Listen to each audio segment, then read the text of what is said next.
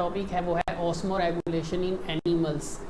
इस टॉपिक में हम ये जानने की कोशिश करेंगे कि डिफरेंट एनिमल्स जो हैं वो अपनी बॉडी में वाटर और साल्ट्स की मिकदार को जो है वो कैसे मेंटेन रखती हैं। तो इस हवाले से अगर हम देखें तो दो टाइप के एनिमल्स को जो है वो देखा गया है। कुछ एनिमल्स तो ऐसे हैं जिनकी बॉडी का इंटरनल एनवायरनमेंट, बॉडी के अंदर वाटर और साल्ट्स की जो मिकदार होती है वो हमेशा एक्सटर्नल एनवायरनमेंट के बिल्कुल एग्जैक्ट सेम रहती है, बराबर रहती है। तो ऐसे एनिमल्स को तो एडजस्ट करने की, अपने आप को, अपनी बॉडी में वाटर और साल्ट्स की मिकदार को एडजस्ट करने की ज़रूरत नहीं है। ऐसे एनिमल्स को हम कहते हैं ऑस्मो कन्फॉर्मर्स। Osmo conformers.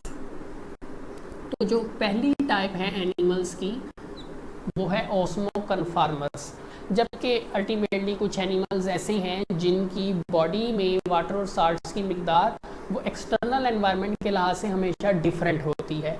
तो ऐसे एनिमल्स को अपने इंटरनल एनवायरनमेंट में वाटर और साल्ट्स की मिकदार को रेगुलेट करना पड़ेगा, एडजस्ट करना पड़ेगा। तो ऐसे एनिमल्स को हम बायोलॉजी में क्या नाम देते हैं? Such animals are known as osmoregulators. तो बॉडी में वाटर और साल्ट्स की मिकदार को मेंटेन कैसे रखा जाएगा, इस हवाले से दो टाइप के जो हैं वो एनिमल्स हमारे पास जो हैं वो मौजूद हैं। एक ऑस्मो कन्फॉर्मर्स होते हैं और दूसरे जो हैं वो ऑस्मो रेगुलेटर्स होते हैं। अब थोड़ा सा डिटेल में चलते हैं कि ऑस्मो कन्फॉर्मर्स क्या हैं और ऑस्मो रेगुलेटर्स क्या हैं। अगेन यहाँ पर जो लफ्ज़ है ओस्मो, ओस्मो ऑस्मोसिस से लफ्ज़ लिया गया है, मतलब कि हम वाटर और साल्ट्स की बात कर रहे हैं। जबकि यहाँ पर जो लफ्ज़ है कन्फॉर्मर, ये कन्फर्म से लिया गया है और कन्फर्म का यहाँ पर मतलब है सेम, सेम, एक ही जगह पर जो है वो फिक्स रहना। फिक्स भी आप कह सकते हैं, कुछ हद तक आप फिक्स भी लफ्ज़ भी इस्तेमाल कर सकते हैं। अब ऑस्मो कन्फॉर्मर्स की अगर हम डेफिनेशन बनाएं तो वो क्या होगी? ऑस्मो कन्फॉर्मर्स, किन एनिमल्स को हम ऑस्मो कन्फॉर्मर्स का नाम देंगे, किन एनिमल्स को हम ऑस्मो रेगुलेटर्स का नाम देंगे? तो ऑस्मो कन्फॉर्मर्स हम किन एनिमल्स को कहेंगे? वो animals, those animals whose body fluid concentration. अब बॉडी फ्लूइड कंसंट्रेशन से क्या मुराद है? बॉडी फ्लूइड, जाहिर सी बात है हमारी बॉडी में जो वाटर और जो साल्ट्स होंगे वो कहाँ पर मौजूद होंगे? दो ही ऐसी जगह हैं हमारी बॉडी में जहाँ पर वाटर और साल्ट्स मौजूद होते हैं। एक जो है वो है ब्लड, एक तो ब्लड है, और दूसरा हमारी बॉडी में जो टिश्यूज़ पाए जाते हैं, टिश्यूज़ के अंदर भी एक फ्लूइड होता है, उसे हम कहते हैं टिश्यू फ्लूइड। टिश्यू फ्लूइड जिसे हम एक्स्ट्रा सेलुलर फ्लूइड के नाम से भी जो है वो जानते हैं, टिश्यू फ्लूइड। तो बॉडी में वाटर और साल्ट्स इन दो जगहों पर जो है वो पाया जाता है। तो बॉडी के अंदर ऐसे animals, those animals whose body fluid concentrations are kept isotonic. अब आइसोटोनिक का मतलब कि iso mean same, tonic mean concentration, same concentration, are kept isotonic. किसके आइसोटोनिक रखा जाएगा? To the external environment. अब तो ऑस्मो कन्फॉर्मर्स क्या हैं? वो एनिमल्स जिनकी बॉडी में जो वाटर और साल्ट्स जो कि बॉडी फ्लूइड की सूरत में मौजूद होंगे, ऐसे एनिमल्स जिनकी बॉडी में वाटर और साल्ट्स की जो मिकदार है वो एक्सटर्नल एनवायरनमेंट के साथ हमेशा सेम रहती है। दोबारा समझें, ऐसे एनिमल्स जिनकी बॉडी में मौजूद वाटर और साल्ट्स जो फ्लूइड की सूरत में होंगे, इन दो फ्लूइड्स की सूरत में मौजूद होंगे, उनकी कंसंट्रेशन एक्सटर्नल एनवायरनमेंट के साथ हमेशा क्या रहती है? हमेशा सेम रहती है या रखी जाती है या ऑटोमेटिक जो है वो हो जाती है। इवन के चाहे वो एनवायरनमेंट किसी भी किस्म का है, इवन साल्टी एनवायरनमेंट जिसे हम मैरीन एनवायरनमेंट भी कहते हैं,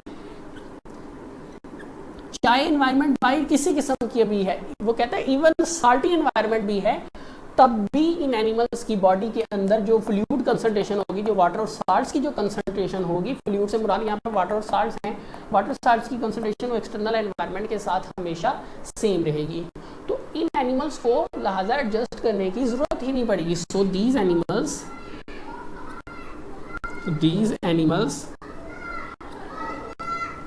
do not need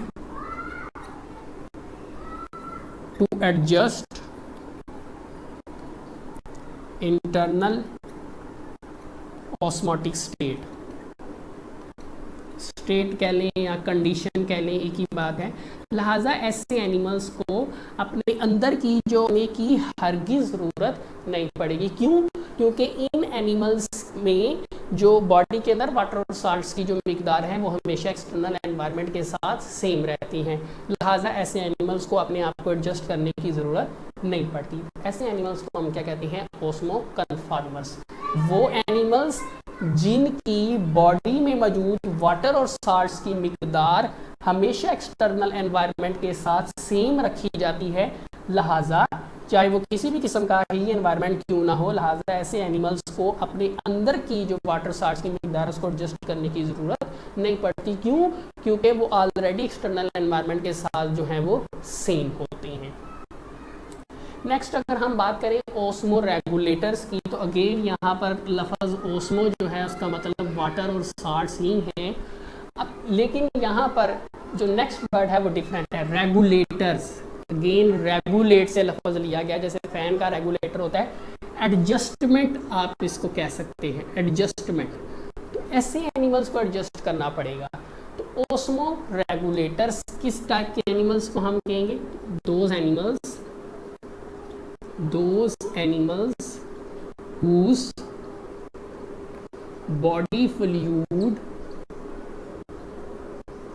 body fluid से क्या मुराद है? बॉडी में पाए जाने वाले वाटर और साल्ट्स।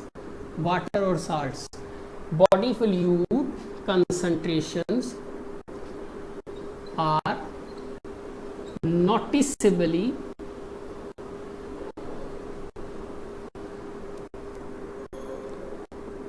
are completely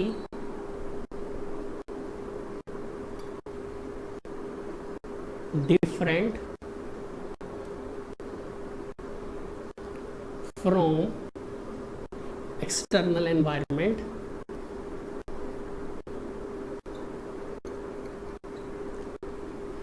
अब ओस्मो रेगुलेटर्स क्या हैं? वो एनिमल्स जिनकी बॉडी में मौजूद वाटर और साल्ट्स की जो मिकदार है वो एक्सटर्नल एनवायरनमेंट से बहुत, नोटिसेबली का लफ्ज़ आपकी बुक में इस्तेमाल किया गया है, कंप्लीटली भी कर सकते हैं, बहुत ही ज़्यादा जो है वो डिफरेंट है, बहुत नुमाया फ़र्क है। ऐसे वो एनिमल्स जिनकी बॉडी के अंदर मौजूद वाटर और साल्ट्स की मिकदार एक्सटर्नल एनवायरनमेंट से बहुत ज़्यादा डिफरेंट है, तो ऐसे एनिमल्स को क्या करना पड़ेगा? अपने आप को एडजस्ट करना पड़ेगा। तो कैसे एडजस्ट करेंगे? सो दीज एनिमल्स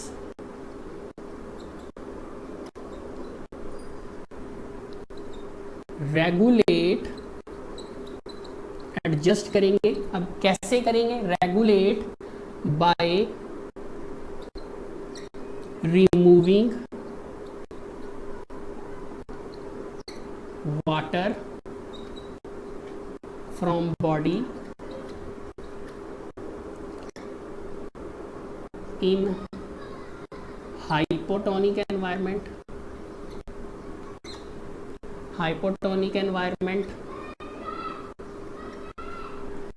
और या फिर रिमूव एक्स्ट्रा साल्ट्स इन हाइपरटोनिक एनवायरनमेंट। तो ऐसे एनिमल्स को अपने आप को एडजस्ट करने के लिए दो काम करने पड़ेंगे। अगर तो वो एनिमल हाइपोटोनिक एनवायरमेंट, अगर ये वाले एनिमल्स हाइपोटोनिक एनवायरमेंट में मौजूद हैं तो उन्हें अपनी बॉडी से वाटर को निकालना पड़ेगा, तब ही वो अपनी बॉडी में वाटर और साल्ट्स की मिकदार को एडजस्ट कर सकेंगे। बिल्कुल इसी तरह अगर ये एनिमल्स हाइपरटोनिक एनवायरमेंट में मौजूद हैं तो उन्हें अपनी बॉडी से साल्ट्स को निकालना होगा। इस चीज़ को भी ज़रा समझ लेते हैं कि कैसे हमें पता चलेगा कि वाटर को निकालना है या साल्ट्स को निकालना है। सबसे पहले हम बात करते हैं हाइपोटोनिक एनवायरनमेंट की। फॉर एग्जाम्पल ये हाइपोटोनिक एनवायरनमेंट है। अब हाइपोटोनिक एनवायरनमेंट जो है आप जानते हैं, हाइपोटोनिक एनवायरनमेंट ऐसा एनवायरनमेंट होता है जिसमें वाटर की मिकदार जो है वो ज़्यादा होती है और साल्ट की मिकदार जो है वो कम होती है। और इसमें फ़र्ज़ कर लें कि ये जो है ये हमारे पास वो एनिमल है जो कि कहाँ पर मौजूद है, हाइपोटोनिक एनवायरनमेंट में जो है वो मौजूद है, हाइपोटोनिक एनवायरनमेंट में मौजूद है। अब हमने पहले भी बात की थी कि अगर बाहर पानी की मिकदार ज़्यादा है तो अंडरस्टूड है बॉडी के अंदर पानी की मिकदार कम होगी। अगर साल्ट की मिकदार बाहर कम है तो अंडरस्टूड है साल्ट की मिकदार जो है वो ज़्यादा होगी। अब वाटर की अगर हम बात करें तो पानी चूँकि बाहर ज़्यादा है, हाइपोटोनिक एनवायरनमेंट है, तो ऑस्मोसिस के ज़रिए वाटर क्या करेगा, वाटर बॉडी के अंदर दाखिल होना शुरू हो जाएगा। हालांकि बॉडी के अंदर वाटर क्या होना चाहिए, कम होना चाहिए। ये मैं पहले भी बता चुका हूँ, ये बात हमने याद रखनी है। बॉडी के अंदर जो कंडीशंस होती हैं वो बॉडी के लिए नॉर्मल होती हैं, मतलब कि इस एनिमल को हमेशा अपनी बॉडी में पानी को कम रखना पड़ेगा और साल्ट को हमेशा ज़्यादा रखना पड़ेगा। लेकिन मसला यहाँ पर ये है कि जिस एनवायरनमेंट में ये रहता है वहाँ से पानी बाहर से दाखिल होता है, जिससे बॉडी के अंदर पानी की मिकदार ज़्यादा होना शुरू हो जाती है, जिससे बॉडी में वाटर का लेवल डिस्टर्ब हो जाता है, जिससे ये एनिमल जो है वो भी डिस्टर्ब होगा। अगर इस एनिमल ने ज़िंदा रहना है तो इस एनिमल को क्या करना पड़ेगा, ये जो वाटर बाहर से दाखिल हो रहा है बॉडी में, ये क्या करेगा, ये एनिमल क्या करेगा, it remove this water from the body. यही हमने बात की कि ऐसे एनिमल्स को, कुछ एनिमल्स ऐसे होते हैं जिन्हें अपने आप को एडजस्ट करने के लिए, अपनी बॉडी के अंदर की जो कंडीशंस हैं उनको एडजस्ट करने के लिए क्या करना पड़ता है, कुछ एनिमल्स ऐसे हैं उन्हें बॉडी से वाटर को जो है वो निकालना पड़ता है, बॉडी से वाटर को जो है वो निकालना पड़ता है। किस एनवायरनमेंट में, हाइपोटोनिक एनवायरनमेंट में। इसी तरह अगर हम बात करें हाइपरटोनिक एनवायरनमेंट की, तो हाइपरटोनिक एनवायरनमेंट जो है, फर्ज कर लें कि ये हाइपरटोनिक जो है वो एनवायरनमेंट है, हाइपरटोनिक एनवायरनमेंट, और ये इसमें जो है वो एनिमल मौजूद है। हाइपरटोनिक एनवायरनमेंट का क्या मतलब है, हाइपरटोनिक एनवायरनमेंट का क्या मतलब है, जिसमें बाहर जो है साल्ट की मिकदार जो है वो ज़्यादा है और वाटर की मिकदार जो है वो कम है।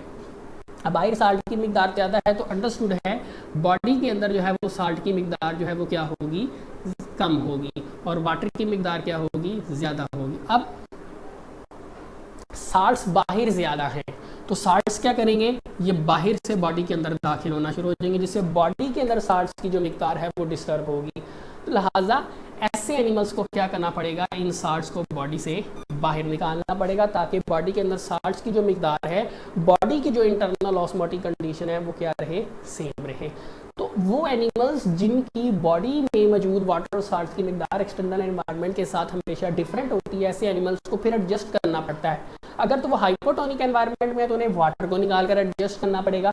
अगर वो हाइपरटोनिक एनवायरनमेंट के अंदर जो है वो मौजूद हैं तो उन्हें साल्ट्स को जो है वो बॉडी से निकाल कर एडजस्ट करना पड़ेगा। ऐसे एनिमल्स को हम क्या कहते हैं, ओस्मो रेगुलेटर्स। टॉपिक डिस्कस करें तो बहुत छोटा सा टॉपिक था, लेकिन शॉर्ट क्वेश्चंस के हवाले से ये बहुत ही इंपॉर्टेंट जो है वो टॉपिक है। और MCQs अगर हम देखें तो पास पेपर में इस टॉपिक में से कोई नहीं आया, लेकिन शॉर्ट क्वेश्चंस जो हैं ये कई बार जो है वो पास पेपर्स में रिपीट हो चुके हैं, लाहौर बोर्ड में भी और गुजरांवाला बोर्ड में भी, कि ऑस्मो कन्फार्मर्स, ऑस्मो रेगुलेटर्स में क्या डिफरेंस है और ऑस्मो रेगुलेटर्स क्या है। हमने यहाँ पर डिफरेंस जो है वो लिखा है, 2 पॉइंट्स हमने यहाँ पे मेंशन किए, क्योंकि हमने कहा था कि डिफरेंस में कम से कम, जो कि 2 नंबर का क्वेश्चन होता है, 2 पॉइंट्स जो हैं वो लास्ट में लिखने हैं। तो इसमें हमने ऑस्मो कन्फार्मर्स और ऑस्मो रेगुलेटर्स की डेफिनेशन लिखी, इसकी जो कि हमने आज के टॉपिक में भी डिस्कस किया, आगे हमने डॉटेड लाइन्स को शो कर दिया।